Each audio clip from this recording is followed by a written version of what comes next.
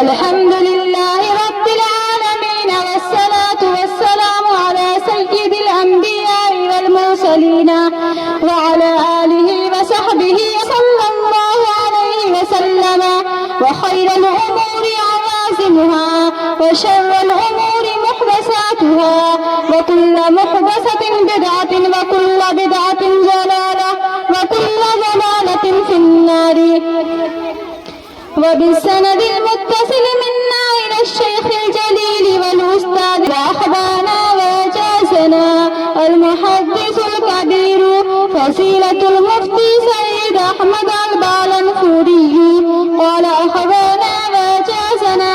فصيلة الشيخ فخر الدين المرادابادي قال أخبانا وجازنا فصيلة الشيخ عبد الحق العظمي قال أخبانا وجازنا شيخ الإسلام حسين أحمد المدني وكلاهما يرويان قال أخبانا وجازنا شيخ الهند محمود حسن الدوبندي قال أخبانا وجازنا حجة الله في الأرض محمد قاسم الناطبي قال أخبانا وجازنا الشيخ عبد الغني المجددي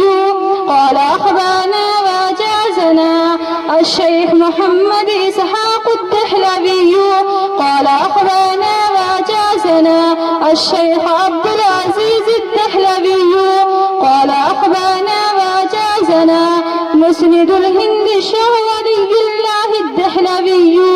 قال أخبانا وجازنا أبو طاهر محمد بن إبراهيم الكودي قال أخبانا وجازنا إبراهيم بن الحسن الكودي قال أخبانا وجازنا صفي الدين أحمد بن محمد الكشاشي قال أخبانا وجازنا أحمد بن علي الشناوي قال أخبانا وجازنا محمد بن أحمد الرملي قال أخبانا وجازنا زكريا بن محمد الأنصاري قال أخبانا وجازنا أحمد بن علي الأسقلاني قال أخبانا وجازنا إبراهيم بن أحمد التنوخي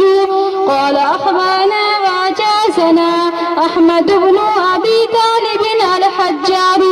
قال أخبانا وجازنا أبو علي حسن بن مبارك الزبيدي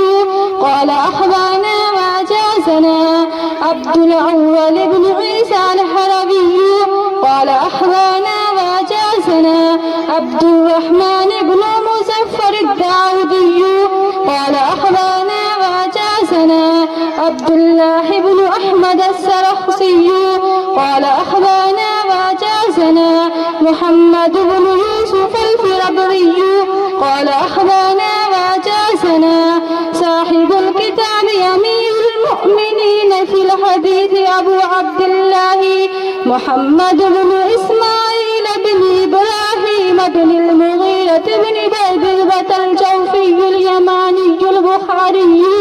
رحمه الله تعالى. اللهم انفعنا ونفعنا بعلومهم أجمعين آمين يا رب العالمين. أنه قال باب قول الله تعالى ونزع موازين القسط ليوم القيامة وأن أعمال بني آدم وقولهم يوزن. وقال مجاهد القسطاس العدل بالرومية، ويقال القسط مصدر المقسط وهو العادل، وأما القاسط فهو الجائر. حدثنا أحمد بن إشكاب حدثنا محمد بن فزيل عن عمارة بن القعقاع عن أبي زرعة عن أبي هريرة رضي الله عنه وعنهم قال قال النبي صلى الله عليه وسلم كلمتان حبيبتان إلى الرحمن خفيفتان على اللسان ثقيلتان في الميزان سبحان الله وبحمده سبحان الله العظيم. को रख के आओ। छोटे टेम्पल जगह पे तो बैठा